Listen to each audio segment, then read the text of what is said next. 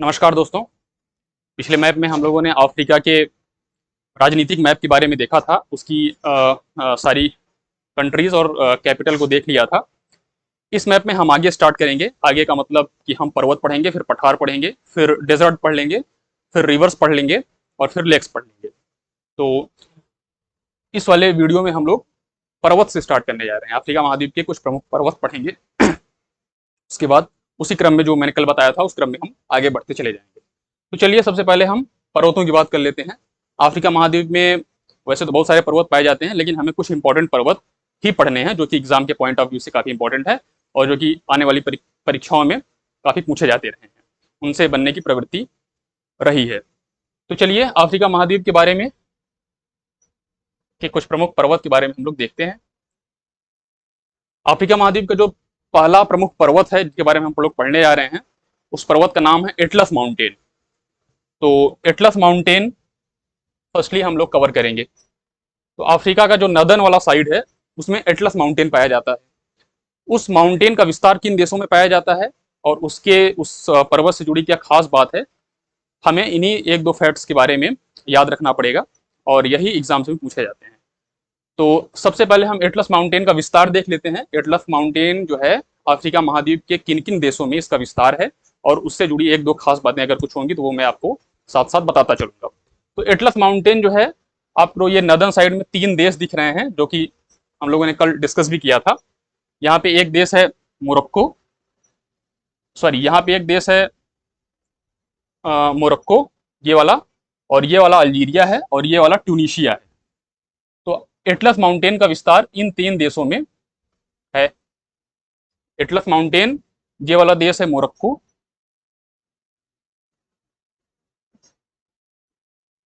और ये बड़ा सा जो देश दिख रहा है ये आपका अल्जीरिया है, अल्जीरिया।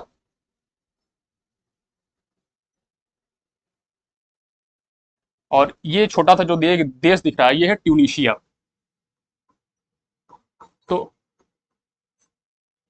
तो एटलस माउंटेन जो है 3 देशों में इसका विस्तार फैला हुआ है और ये नॉर्थ वाला जो साइड है अफ्रीका का, उस जो है दिशा में सिचुएटेड है, स्थित है एटलस माउंटेन। एटलस माउंटेन की खास बात क्या है? तो खास बात यह है कि यह एक नवीन जो है पर्वत श्रृंखला है। नवीन तो है ही, पर्वत श्रृंखला के चूंकि कई सारे प्रकार पाए जाते हैं तो उनमें एक प्रकार जो होता है वो वलित पर्वत का होता है, यानी फोल्ड माउंटेन का होता है।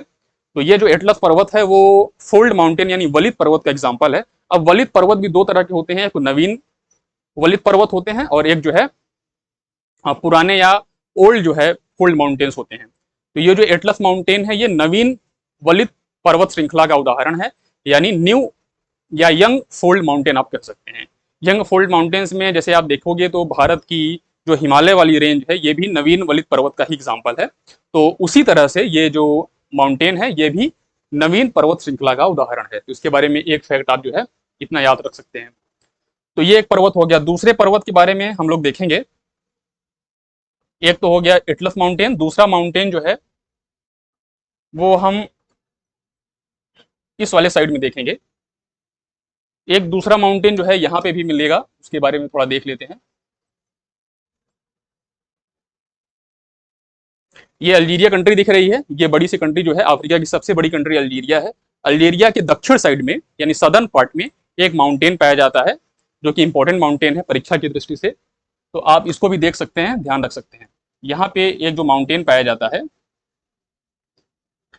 जहाँ पे सदर्न साइड में, अल्जीरिया के सदर्न साइड में दक्षिणी हिस्से में एक माउंटेन पाया जाता है जिसका नाम है होग्गार माउंटेन। होग्गार माउंटेन। तो अल्जीरिया के दक्षिण साइड में यानी सहारा, यहाँ पे सहारा मरुस्थल है, सहारा का मरुस्थल है जिसके बारे में हम आगे देखेंगे। तो सहारा के मरुस्थल में ही होग्गार माउंटेन का विस्तार है और ये किस देश में स्थित है? तो होग्गार माउंटेन जो है अल्जीरिया देश में स्थित है, इतना आप ध्यान रख सकते हैं। तीसरे माउंटेन की बात करें तो तीसरा माउंटेन जो है, आपको एक कंट्री यहाँ पे दिख रही होगी। ये कंट्री कल हम लोगों ने डिस्कस किया था।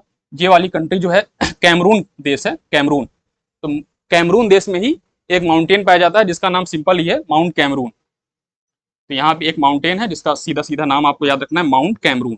माउंट कैमरून किस देश में पाया जाता है? तो कैमरून देश में पाया जाता है। एक माउंटेन यहाँ पर हो गया माउंट कैमरून। फिर उसके बाद पर्वत श्रृंखला में अगर हम बात करें तो अफ्रीका महाद्वीप के एकदम दक्षिण में जो देश स्थित दिख रहा है वो है साउथ अफ्रीका। साउथ अफ्रीका में भी एक पर्वत श्रेणी पाई जाती है जो कि काफी इंपॉर्टेंट है और परीक्षाओं में एग्जाम में काफी पूछे जाने की प्रवृत्ति उससे रही है। तो आप जो है इसको भी देख सकते हैं। यहाँ पे एक माउंटेन पाया जाता है अफ्रीका का, ये जो दक्षिण और पूर्वी वाला पार्ट है वहां पे एक माउंटेन पाया जाता है जिसका नाम है ड्रेकेंसबर्ग पर्वत। ड्रेकेंसबर्ग पर्वत। ड्रेकेंसबर्ग पर्वत साउथ अफ्रीका में पाया जाता है। और ड्रेकेंसबर्ग पर्वत की खास बात क्या है कि यह भी फोल्ड माउंटेन का एग्जाम्पल है। लेकिन फोल्ड माउंटेन किस तरह का?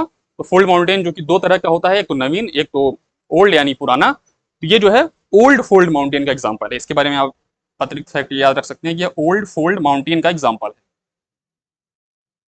ठीक है। और इसी जो है ड्रेकेंसबर्ग पर्वत पे जो कल मैंने एक लैंडलॉक कंट्री बताई थी लेसोथो नाम की, वो इसी ड्रेकेंसबर्ग पर्वत पर ही स्थित है। तो ड्रेकेंसबर्ग पर्वत पर ही वो लैंडलॉक कंट्री स्थित है जिसकी चर्चा हम लोगों ने कल की थी। साउथ अफ्रीका में दो अंदर, उसके साउथ अफ्रीका के अंदर दो लैंडलॉक यानी स्थलबद्ध देश पाए जाते हैं। इनका नाम लेसोथो और स्वाजीलैंड था जो हम लोगों ने कल डिस्कस किया था। तो जो लेसोथो देश है, जो लेसोथो कंट्री है, वो इसी ड्रेकेंसबर्ग पर्वत पर ही सिचुएटेड है यानी स्थित है। तो इसके बारे में बस इतना ही याद रखना था। साउथ अफ्रीका में एक माउंटेन और पाया जाता है। साउथ अफ्रीका में एक माउंटेन और सिचुएटेड है, उसके बारे में भी आप लोग देख लीजिए। साउथ अफ्रीका में एक माउंटेन यानी एक पर्वत और पाया जाता है जिसका नाम है, उसका भी नाम आप याद रखिएगा, टेबल माउंटेन। टेबल माउंटेन कहां पाया जाता है? तो साउथ अफ्रीका में ही पाया जाता है। ठीक है, टेबल माउंटेन साउथ अफ्रीका में पाया जाता है। उसके बाद हम इस वाले साइड में आते हैं।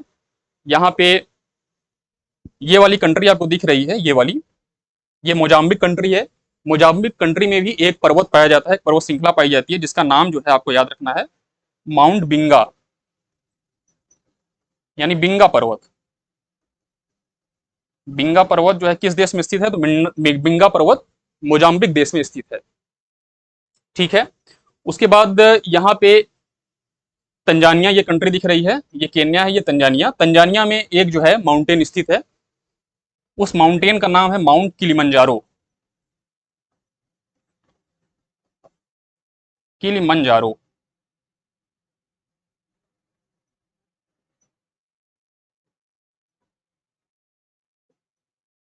Mount Kilimanjaro. अब माउंट किलिमंजारो अफ्रीका महाद्वीप का सबसे ऊंचा पर्वत है, सबसे हाईएस्ट पीक अफ्रीका महाद्वीप की जो है वो माउंट किलिमंजारो ही है, जो कि तंजानिया में स्थित है। और माउंट किलिमंजारो जो है वो एक्सटिंक्ट वोल्केनो का एग्जाम्पल है। ये जो पर्वत श्रृंखला है वो वोल्केनिक पर्वत श्रृंखला है, यानी ज्वालामुखी जो है पर्वत श्रेणी है। और यह जो है एक्सटिंक्ट वोल्केनो का भी एग्जाम्पल है, यानी मृत ज्वालामुखी का भी ये एक एग्जाम्पल है माउंट किलिमंजारो। और ये हाईएस्ट पीक है, इसको याद रखिएगा। यहाँ की जो ऊंचाई है वो 5,895 मीटर के आसपास है। 5,895 मीटर के आसपास जो है इसकी हाई पीक है, यानी ऊंचाई है। तो यहाँ पे इतने सारे पर्वत श्रृंखलाओं को हम लोगों ने देख लिया। एक पर्वत श्रृंखला और है जो कि माउंट एल्गन एक पर्वत श्रृंखला है जो कि युगांडा और केन्या की सीमा पे पाई जाती है। तो उसको भी देख लेते हैं। युगांडा और केन्या की सीमा पे एक पर्वत श्रृंखला पाई जाती है जिसको हम लोग बोलते हैं एल्गन, माउंट एल्गन। तो ये आपको दिख रहा है कंट्री केन्या, ये वाली कंट्री केन्या है, ये वाली कंट्री युगांडा है। इन दोनों की सीमाओं पे एक पर्वत श्रृंखला स्थित है। इन दोनों की सीमाओं पे एक जो पर्वत श्रृंखला स्थित है उसको हम कहते हैं माउंट एल्गन। ये भी आप ध्यान रखिएगा, माउंट एल्गन। माउंट एल्गन पर्वत श्रृंखला युगांडा और केन्या की सीमा पर स्थित है।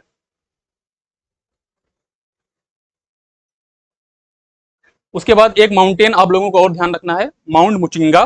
माउंट मुचिंगा जो है वो 3 देशों की सीमा पे स्थित है। कौन कौन सी 3 देश? माउंट मुचिंगा, माउंट मुचिंगा जो है आपको इस साइड में मिलेगा देखने को, और यह 3 देशों की सीमा पे स्थित है, तंजानिया, मलावी,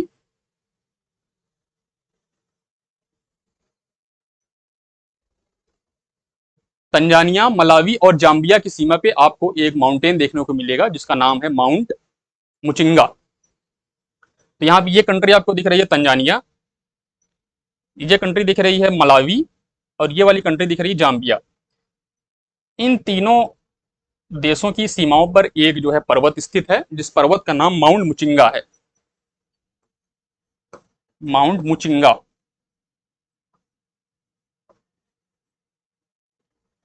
ये पर्वत श्रृंखला माउंट मुचिंगा है। तो अफ्रीका महाद्वीप के बारे में इतने ही पर्वत हमें पढ़ने थे मुख्यतः, जो कि हम लोगों ने डिस्कस कर लिया। ठीक है, अब पर्वत को पढ़ने के बाद हम लोग जो नेक्स्ट टॉपिक है वो पठारों का है, यानी प्लेटूज का है। अब हम लोग अफ्रीका महाद्वीप के कुछ प्रमुख पठारों को देख लेते हैं।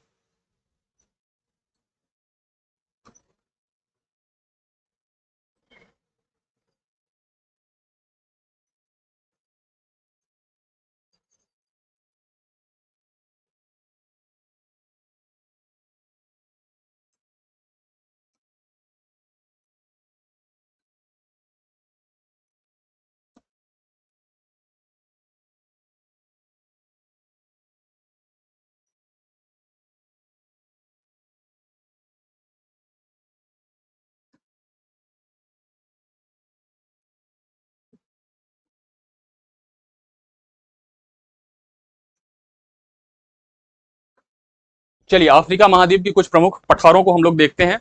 तो इस वाले पार्ट से मैं स्टार्ट कर रहा हूँ, नाइजीरिया वाले पार्ट से, नॉर्दर्न वाले पार्ट से मैं स्टार्ट कर रहा हूँ। यहाँ पे एक कंट्री आपको दिख रही है, नाइजीरिया। नाइजीरिया में एक पठार स्थित है, एक प्लेटू स्थित है, जिस जिस प्लेटू का नाम जो है जोस प्लेटू है, यानी जोस का पठार। जोस प्लेटू। जोस प्लेटू जो है किस देश में स्थित है, तो नाइजीरिया देश में स्थित है। और इसकी खास बात क्या है कि ये टिन के लिए बड़ा फेमस है।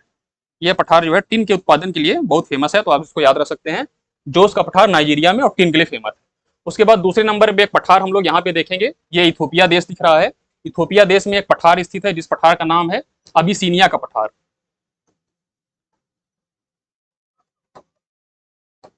अबिसीनिया प्लेटू। तो अबिसीनिया का प्लेटू किस देश में स्थित है, तो अबिसीनिया का पठार जो है इथोपिया देश में स्थित है। इसकी खास बात क्या है, तो ये जो है इस पठार पे कॉफी की खेती काफी प्रमुख रूप से की जाती है। तो कॉफी की खेती के लिए, कॉफी के की एग्रीकल्चर के लिए ये अबिसीनिया का पठार जो है वह फेमस है, यानी जाना जाता है। उसके बाद यहाँ पे हम एक पठार देखेंगे, नाइजीरिया और कैमरून की सीमा पे भी एक पठार स्थित है। नाइजीरिया और कैमरून, ये वाली देश जो है, ये वाला जो देश दिख रहा है ये नाइजीरिया है, ये वाला जो देश दिख रहा है कैमरून है। तो नाइजीरिया और कैमरून की सीमा पे एक पठार स्थित है, जिसका नाम है अदामावा का पठार।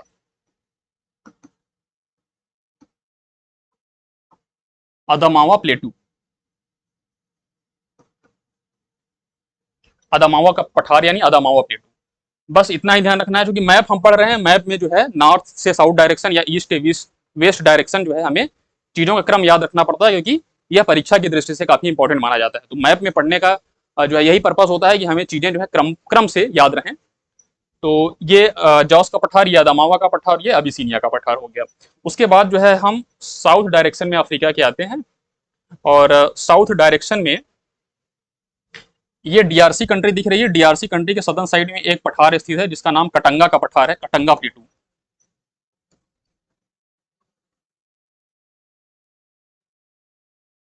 कटंगा प्लेटू। कटंगा प्लेटू जो है कई सारी रिवर्स का स्रोत भी है। कई सारी रिवर्स जो है कटंगा के पठार से निकलती हैं। और कटंगा के पठार के की खास बात क्या है, तो यह जो है टिन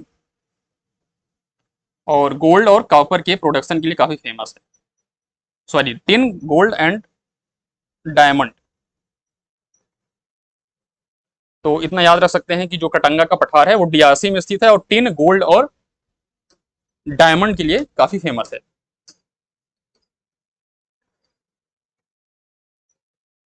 उसके बाद हम एक पठार यहाँ पे देखेंगे, अंगोला में एक पठार स्थित है। अंगोला में, अंगोला में एक पठार स्थित है, जिस पठार का नाम है बाई प्लेटू। बाई प्लेटू। बाई का पठार। अब बाई का पठार जो है अंगोला देश में स्थित है, ये भी टिन के लिए काफी फेमस है। टिन टिन के प्रोडक्शन यहाँ पे भी काफी होता है। तो पठारों के बारे में हमें इतना ही पढ़ना था, जो कि हम लोगों ने देख लिया। एक पठार जो है और आप याद रख सकते हैं, वो यहाँ पे सिचुएटेड है। यहाँ पे कंट्री आपको दिख रही है, ये जिम्बाब्वे कंट्री है। तो जिम्बाब्वे कंट्री में भी एक पठार है, इसको भी आप ध्यान रखिएगा। यह पठार, इस पठार का नाम है मशाना मशानो लैंड का पठार। मशानो लैंड का पठार कहाँ स्थित है? तो जिम्बाब्वे देश में स्थित है मसानो लैंड का पठार। ठीक है, तो पठारों के बारे में हमें इतना ही पढ़ना था, जो कि हम लोगों ने देख लिया।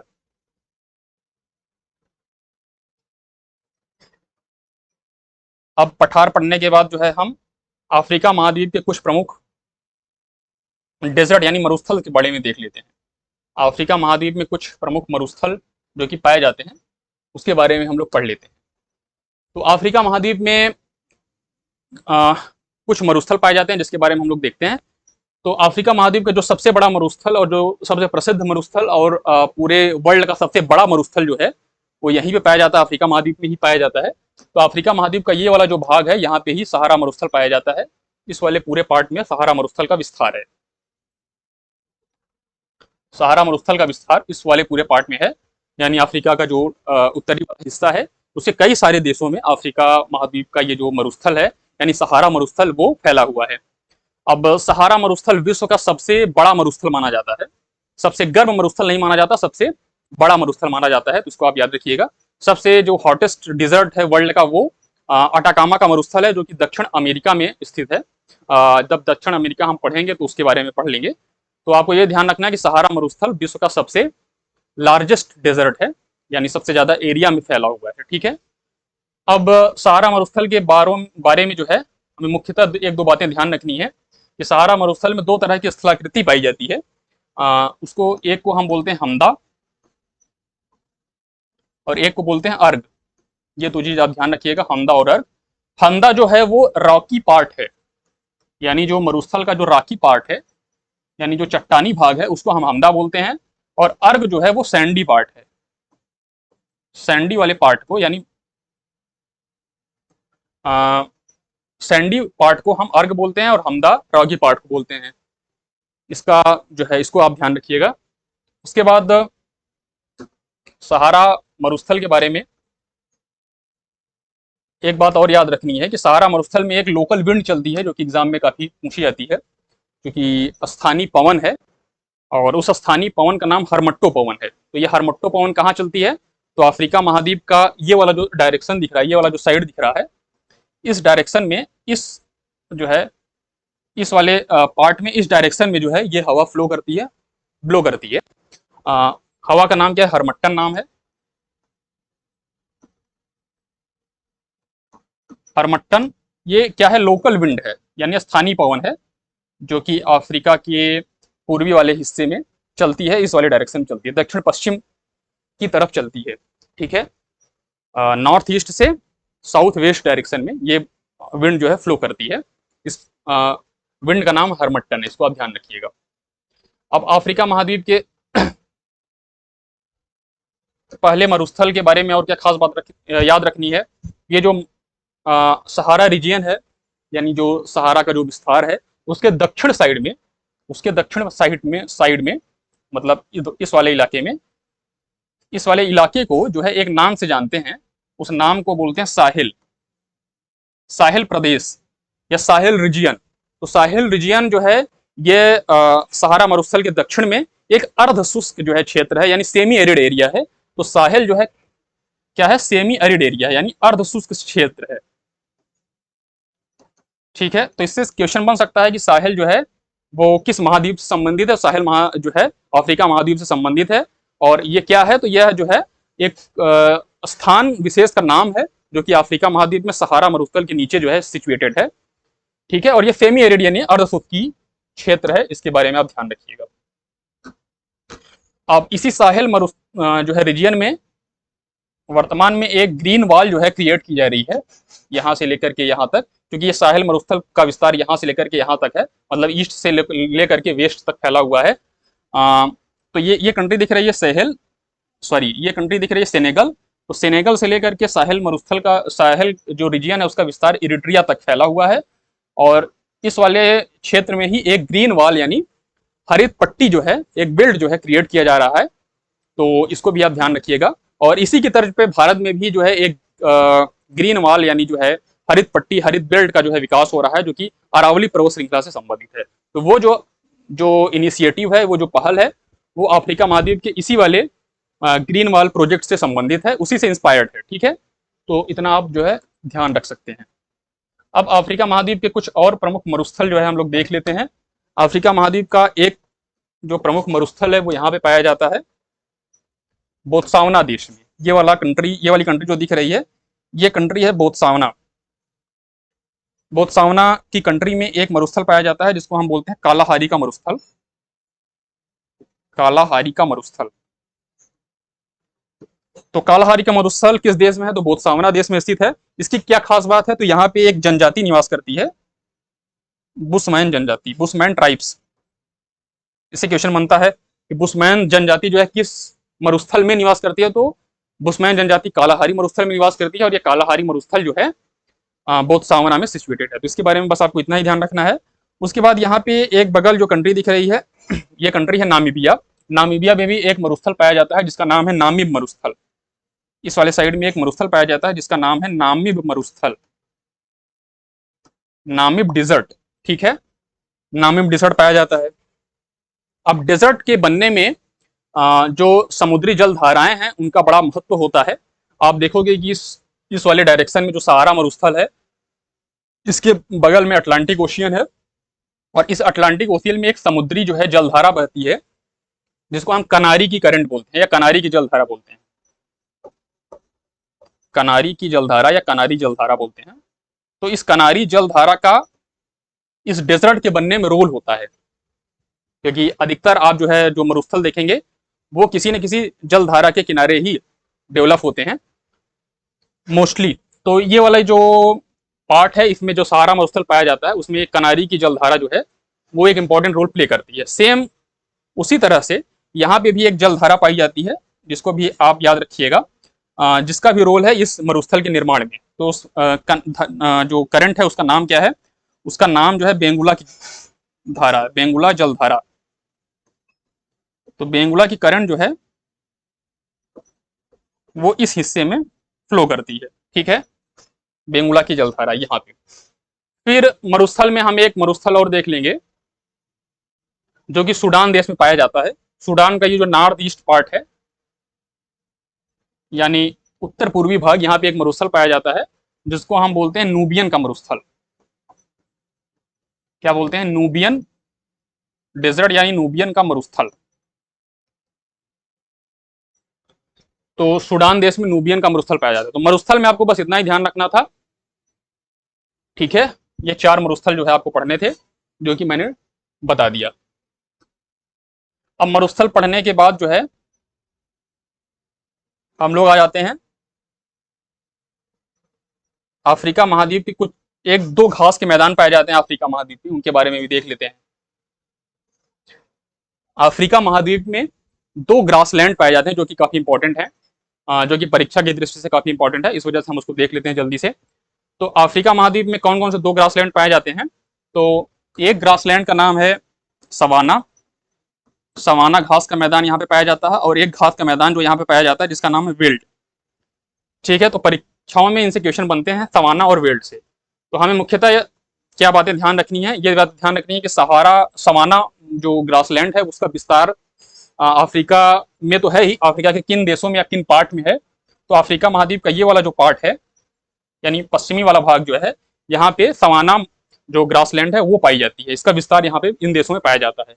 तो क्वेश्चन सिर्फ इतना ही बनेगा कि अफ्रीका महाद्वीप के किस भाग में, उत्तरी भाग में या दक्षिणी भाग में या पूर्वी या पश्चिमी भाग में सवाना या सवाना जो ग्रासलैंड है वो पाई जाती है। ठीक है, तो इस भाग में पाई जाती है। एक क्वेश्चन और बनता है कि सवाना जो ग्रासलैंड है, यानी सवाना जो घास की भूमि है, यह टेम्परेट है या ट्रॉपिकल ग्रासलैंड का एग्जाम्पल है, यानी शीतोष्ण है या उष्ण कटिबंधीय घास की भूमि है। तो इसके बारे में आप ध्यान रखिएगा, क्योंकि हम जानते हैं कि अफ्रीका महाद्वीप में तीनों जो है अक्षांशीय जो लाइनें हैं, यानी 23.5 यानी ट्रॉपिक ऑफ कैंसर है, 0 डिग्री जो है मकर रेखा है, और जो सबसे नीचे यानी बीच वाली जो है वो विषुवत रेखा है, और जो नीचे वाली है वो मकर रेखा है 23.5 साउथ। तो चूंकि तीनों जो है, तीनों का विस्तार यहाँ पे पाया जाता है, इस वजह से हम देख लेंगे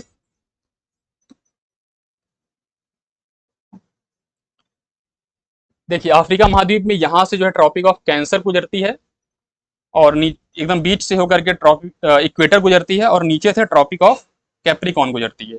ठीक है, ये 23.5 है नॉर्थ, और ये 0 डिग्री है, और ये 23.5 साउथ डायरेक्शन है। ठीक है, अब देखिए जो भी ग्रासलैंड 23.5 नॉर्थ और 23.5 साउथ, यानी इन दोनों रेखाओं के बीच में जो भी ग्रासलैंड उपस्थित होंगे, वो सारे ग्रासलैंड जो है वो उष्णकटिबंधीय घास के मैदान कहलाएंगे, यानी ट्रॉपिकल ग्रासलैंड कहलाएंगे। तो इस वाले भाग में जिस ग्रासलैंड का विस्तार है वो सवाना है, और इस वजह से सवाना जो है किस टाइप के ग्रासलैंड का उदाहरण है, तो ट्रॉपिकल ग्रासलैंड का उदाहरण है, यानी उष्णकटिबंधीय घास का एग्जाम्पल है सवाना। उसके अलावा जो है एक घास का मैदान मैंने अभी डिस्कस किया कि जिसका नाम वेल्ड है, तो वेल्ड जो है साउथ अफ्रीका के इस वाले साइड में पाया जाता है वेल्ड, और वेल्ड जो है इस हिस्से में पड़ता नहीं है, ट्रॉपिक ऑफ यानी कर्क रेखा और मकर रेखा के बीच में नहीं पड़ता है, इसके इतर पड़ता है, इसके बियॉन्ड है। इस वजह से वेल्ड का जो घास का मैदान है यह शीतोष्ण घास का मैदान कहा जाता है। शीतोष्ण यानी टेम्परेट ग्रासलैंड का एग्जाम्पल है। ठीक है, तो वेल्ड आप ध्यान रखिएगा कि जो है शीतोष्ण घासलैंड का सॉरी शीतोष्ण जो है शीतोष्ण घास के मैदान का एग्जाम्पल है वेल्ड। और वेल्ड में एक दो बातें और आप ऐड कर सकते हैं कि इस वेल्ड वाले फील्ड में ही साउथ अफ्रीका में मेरिनो भेड़ का पालन होता है। मेरिनो भेड़ या मेरिनो शीप जो है वो यहीं पे होता है, क्योंकि घास के मैदान में एनिमल हस्बेंड्री काफी अच्छी तरीके से हो सकती है, यानी पशुपालन बहुत अच्छे तरीके से होता है, तो जो घास के मैदान है उसकी उपयोगिता काफी बढ़ जाती है। तो मेरिनो भेड़ जो है वो वेल्ड घास के मैदान में ही पाई जाती है। और अंगोला बकरी, अंगोला गोट यानी अंगोला बकरी जो है वो भी इसी वेल्ड के घास मैदान से संबंधित है। ये दोनों मेरिनो भेड़ और अंगोला बकरी बकरी और जो है वेल्ड के घास के मैदान में ही इसकी जो है इनका पालन पोषण किया जाता है, और भेड़ का उपयोग जो है ऊन बनाने के लिए किया जाता है। तो इससे प्रमुख बातें यही थी जो कि हम लोगों ने देख ली। उसके बाद हम लोग आ जाते हैं रिवर्स पे। आप अफ्रीका महाद्वीप की कुछ प्रमुख रिवर देख लेते हैं।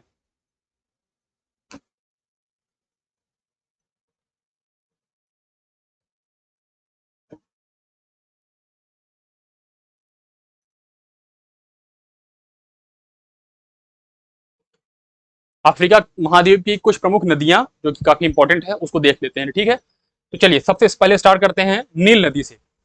नील नदी विश्व की सबसे लॉन्गेस्ट रिवर है, सबसे लंबी नदी है। तो नील नदी जो है वो दो नदियों से मिल करके बनी हुई है।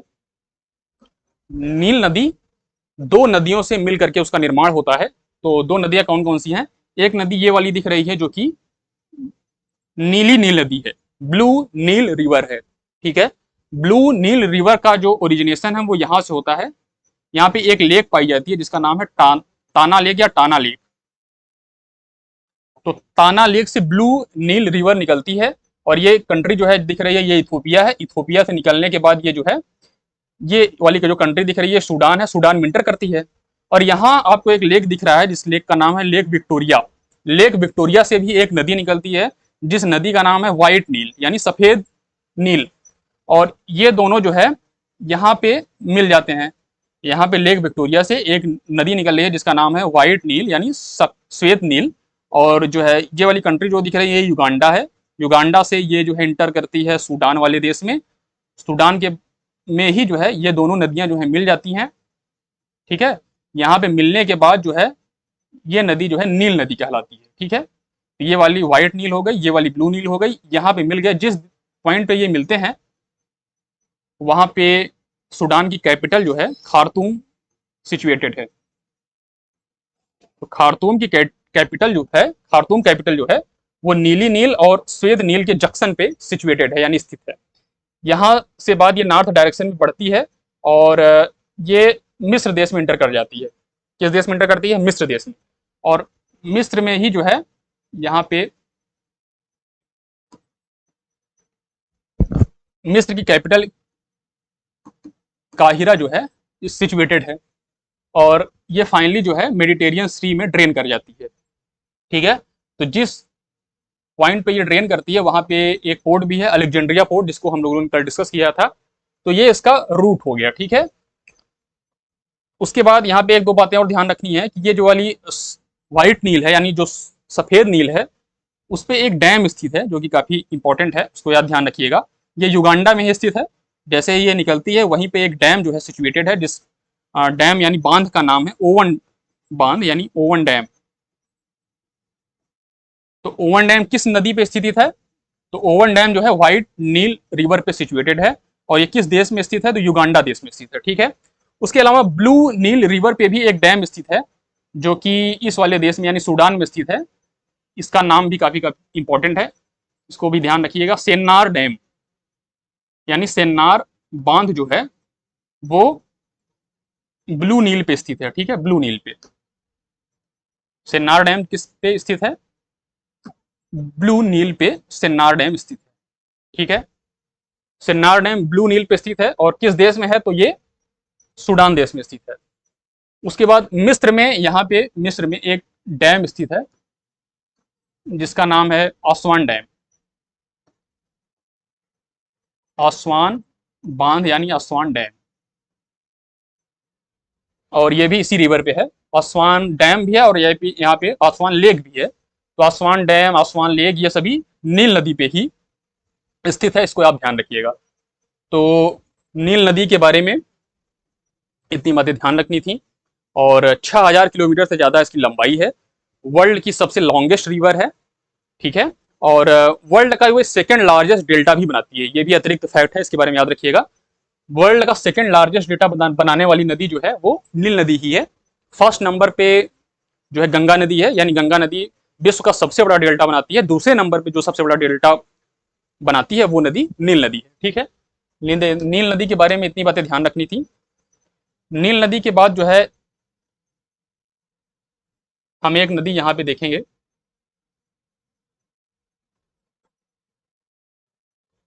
नील नदी के बाद हम यहाँ पे एक नदी देख रहे हैं, या एक रिवर देख रहे हैं, कांगो नदी, ठीक है। कांगो नदी को जायरे नदी भी कहा जाता है, कांगो नदी को जायरे नदी भी कहा जाता है, ठीक है, कांगो या जायरे। कांगो नदी जो है वो डीआरसी यानी डेमोक्रेटिक रिपब्लिक ऑफ कांगो में ही ये पठार स्थित है, जो मैंने बताया था। पठार का नाम है कटंगा का पठार।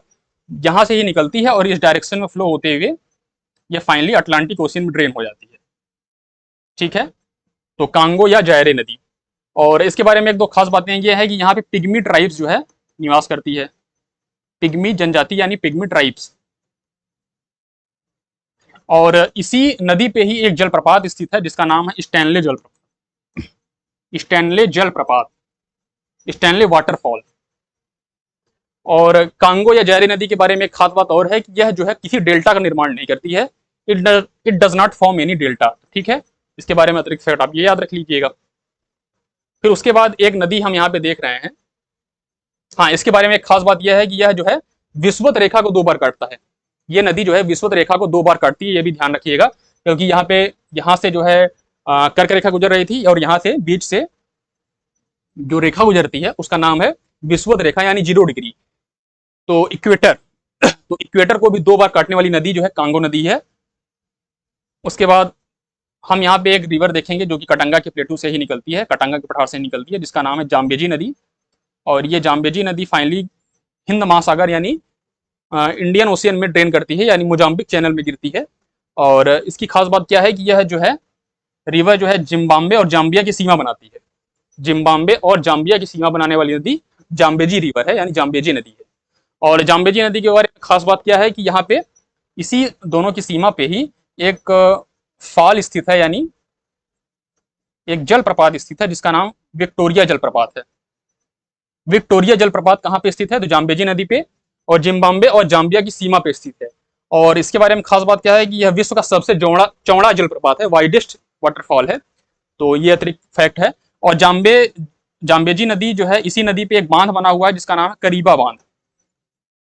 तो करीबा बांध जो है वो जाम्बेजी नदी पे ही बना हुआ है, और जिम्बाब्वे और जाम्बिया की सीमा पे ही ये बांध बना हुआ है, ठीक है। इसके बारे में इतनी फैक्ट जो है आपको याद रखने हैं। ये फाइनली जो है इंडियन ओशियन में ड्रेन करती है। उसके बाद एक प्रमुख नदी आपको यहाँ पे दिख रही होगी, साउथ अफ्रीका से निकलती है, और ये भी इंडियन ओशियन में ड्रेन कर जाती है। और यह किसकी किसकी सीमा पे बहती है, तो ये साउथ अफ्रीका है और ये बोत्सवाना, इन दोनों की सीमा पे जो है ये नदी बहती हुई फाइनली जो है यहाँ पे इंडियन ओशियन में जो है ड्रेन कर जाती है। इस नदी का नाम लिम्पोपो रिवर है, लिम्पोपो नदी। इसके बारे में क्या खास बात है कि यह जो है इस वाले रेखा को, यानी ये वाली रेखा कौन सी है, 23½ साउथ है, यानी यह जो है मकर रेखा है। तो लिम्पोपो रिवर जो है, लिम्पोपो नदी मकर रेखा को 2 बार काटती है। ठीक है, इसके बारे में इतना ध्यान रखना है। उसके बाद ऑरेंज रिवर है, ये ऑरेंज रिवर साउथ अफ्रीका से निकलती है और ये नामीबिया और साउथ अफ्रीका के बीच सीमा बनाते हुए अटलांटिक ओशियन में ड्रेन कर जाती है। ऑरेंज नदी कहाँ से निकलती है, तो ड्रेकेंसबर्ग पर्वत से ही निकलती है, जिसको इसके पहले हम लोगों ने देख लिया। ड्रेकेंसबर्ग पर्वत से निकलती है ऑरेंज नदी और इन दोनों की सीमा बनाते हुए नामीबिया और दक्षिण अफ्रीका की सीमा बनाते हुए फाइनली अटलांटिक ओशियन में ड्रेन कर जाती है। उसके बाद जो है एक रिवर हम यहाँ पे देखेंगे, नाइजर रिवर है। नाइजर रिवर यहाँ से ओरिजिनेट होती है और इस डायरेक्शन में फ्लो होते हुए ये यहाँ पे गिनी की खाड़ी है, गिनी की खाड़ी, और ये अटलांटिक ओशियन का ही पार्ट है, तो गिनी की खाड़ी में जो है ड्रेन कर जाती है। और ये कहाँ से निकलती है, तो सियरा लियोन से निकलती है। ये देश जो दिख रहा है ये सियरा लियोन है, सियरा लियोन से निकलती है और ये यहाँ पे माली होते हुए, बुर्किना फासो होते हुए और नाइजीरिया होते हुए फाइनली यहाँ पे ड्रेन कर जाती है। नाइजीरिया में ही एक बांध स्थित है जो कि इसी नदी पे स्थित है, जिसका नाम है कैंजी बांध। कैंजी बांध, कैंजी बांध नाइजर नदी पे ही स्थित है, नाइजीरिया देश में स्थित है। ठीक है, इतना आप याद रखिएगा। और इस रिवर को पाम आयल रिवर्स भी बोलते हैं, इसकी इतना भी ध्यान रखिएगा। पाम आयल रिवर जो है किस नदी को बोलते हैं, तो पाम आयल रिवर जो है वो नाइजर नदी को ही बोला जाता है। ठीक है, पाम आयल रिवर नाइजर नदी को ही बोला जाता है। और पाम आयल कंट्री भी नाइजर नदी, नाइजर देश को बोला जाता है। पाम आयल कंट्री नाइजर देश को बोला जाता है। ठीक है, नाइजर देश जो है ये यहाँ पे है। ये अफ्रीका महाद्वीप का सबसे बड़ा पॉपुलेशन वाइज जो है देश है, सबसे ज्यादा जनसंख्या नाइजर में ही निवास करती है अफ्रीका महाद्वीप के। नाइजीरिया, सॉरी नाइजर नहीं, नाइजीरिया। तो ये सारी जो है लेक्स और डैम्स हो गए। यहाँ पे एक चीज और ध्यान रखिएगा, यहाँ पे ये आपको देश दिख रहा है जिसका नाम है घाना। घाना, घाना में ही एक जो है डैम स्थित है, एक झील भी स्थित है, उसी झील पे वो डैम बना हुआ है। उसका नाम क्या है, तो यहाँ पे उस झील का नाम है वोल्टा, VOLTA, वोल्टा। वोल्टा लेक जो है वो घाना देश में सिचुएटेड है और इसी वोल्टा लेक पे एक जो है डैम बना हुआ है जिसका नाम है ओकोशोम्बो डैम, ओकोशोम्बो बांध, ओकोशोम्बो। तो ओकोशोम्बो बांध जो है वो घाना देश में है। किस झील पे है, वोल्टा लेक पे, यानी वोल्टा झील पे है। और वोल्टा झील जो है ये कृत्रिम झील का एग्जाम्पल है, यानी आर्टिफिशियल लेक का एग्जाम्पल है। आर्टिफिशियल लेक वोल्टा लेक है और इसी पे ओकोशोम्बो डैम यानी ओकोशोम्बो बांध जो है वो सिचुएटेड है। तो नदियों और बांध के बारे में हमें इतना ही पढ़ना था।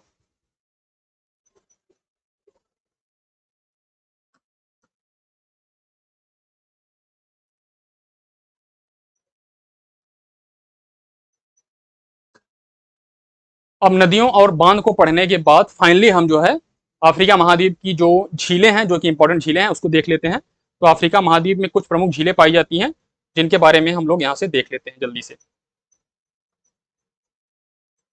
देखिए, अफ्रीका महाद्वीप में जो लेक्स पाई जाती हैं वो इस वाले साइड में पाई जाती हैं, यानी अफ्रीका महाद्वीप का जो ईस्टर्न वाला पार्ट है वहाँ पे कुछ झीलें पाई जाती हैं। और जो झीलें पाई जाती हैं उनको हम ग्रेट अफ्रीकन लेक्स बोलते हैं, यानी अफ्रीका की महान झीलें बोलते हैं। वो कई झीलों की श्रृंखला है और उसी के बारे में जो है कभी कभी क्वेश्चन पूछा जाता है, तो उसके बारे में हम लोग देख लेते हैं।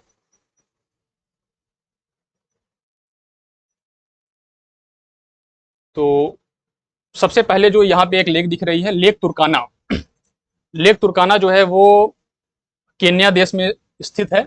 लेक तुर्काना जो कि अफ्रीका ग्रेट लेक्स में ही आती है। ये वाली जो लेक दिख रही है ये लेक तुर्काना है और ये केन्या देश में स्थित है। ठीक है, उसके बाद जो है लेक अल्बर्ट यहाँ पे एक दिख रही है, ये वाली जो लेक है ये लेक अल्बर्ट है। और लेक अल्बर्ट जो है ये बड़ा सा जो देश दिख रहा है डेमोक्रेटिक रिपब्लिक ऑफ कांगो, उस देश में स्थित है। उसके बाद यहाँ पे लेक क्योगा है, लेक क्योगा, ये वाला जो लेक है लेक क्योगा है, जो कि युगांडा देश में स्थित है। ये वाली जो कंट्री है ये युगांडा है, तो लेक क्योगा जो है युगांडा में स्थित है। उसके बाद ये जो बड़ी सी लेक दिख रही है ये लेक विक्टोरिया है। लेक विक्टोरिया जो है वो फ्रेश वाटर लेक है, यानी मीठे पानी की झील है, और अफ्रीका महाद्वीप की सबसे जो है बड़ी लेक है। तो विक्टोरिया लेक के बारे में ध्यान रखना है कि यह 3 देशों की सीमा साझा करती है, यानी 3 देशों में इसका विस्तार है। केन्या में है, युगांडा में है और ये तंजानिया में है। तो लेक विक्टोरिया 3 देशों में, केन्या, युगांडा और तंजानिया, इन 3 देशों में यह फैली हुई है। ये विक्टोरिया लेक है। एक विक्टोरिया जलप्रपात है जिसके बारे में हम लोगों ने डिस्कस किया था, वो जाम्बेजी नदी पे था, जाम्बिया और जिम्बाब्वे नदी की सीमा पे। तो वो विक्टोरिया जलप्रपात है, ये विक्टोरिया लेक है। ठीक है। उसके बाद यहाँ पे हम एक लेक देख रहे हैं जो कि इन दोनों की सीमा पे है, युगांडा और डीआरसी पे, लेक क्योगा जो कि ये वाली लेक है। लेक किवू जो है वो डीआरसी और रवांडा की सीमा पे स्थित है, ये ध्यान रखिएगा। लेक किवू वो डीआरसी और ये वाली जो कंट्री छोटी सी दिख रही है, ये वाली कंट्री ये रवांडा कंट्री है, यहाँ पे स्थित है। उसके बाद लेक टंगानिका आ जाती है, ये जो लंबी सी लेक दिख रही है ये लेक टंगानिका है।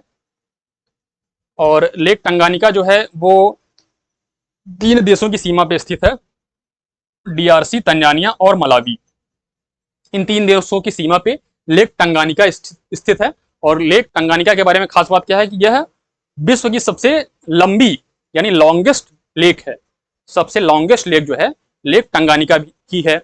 और यह जो है विश्व की दूसरी सबसे बड़ी डीपेस्ट फ्रेश वाटर लेक भी मानी जाती है। Deepest fresh water lake. सबसे फर्स्ट पे है बैकाल लेक जो कि डीपेस्ट फ्रेश वाटर लेक है। यहाँ पे एक झील है लेक मेवेरू यहाँ पे। और उसके बाद जो है आपको एक झील याद रखनी है, Malawi, lake Malawi. Lake Malawi भी जो है 3 देशों की सीमा पे स्थित है। ये वाला देश तंजानिया है, और तंजानिया, मलावी और मोजाम्बिक, इन 3 देशों की सीमा पे लेक स्थित है मलावी। ठीक है। और उसके बाद लेक चिलवा भी आप याद ध्यान रख सकते हैं, वो यहाँ पे स्थित है। तो लेक के बारे में हमें इतना ही पढ़ना था। लेक के बारे में बस इतना ही पढ़ना था। लेक का क्रम आप जरूर याद रखिएगा, साउथ टू नॉर्थ या नॉर्थ टू साउथ जो है क्रम कभी कभी पूछ लिया जाता है या पूछे जाने की प्रवृत्ति रही है। तो इसके बारे में बस इतना ही हमें पढ़ना था। तो अफ्रीका महाद्वीप के बारे में लगभग लगभग सारी चीजें हम लोगों ने पढ़ ली हैं। और किसी भी महाद्वीप को पढ़ते समय इतनी ही मुख्य बातें हमें पढ़नी होती हैं। अब नेक्स्ट वीडियो में हम लोग अदर कंटिनेंट के बारे में स्टार्ट करेंगे, अध्ययन करेंगे। तब तक के लिए बहुत बहुत धन्यवाद।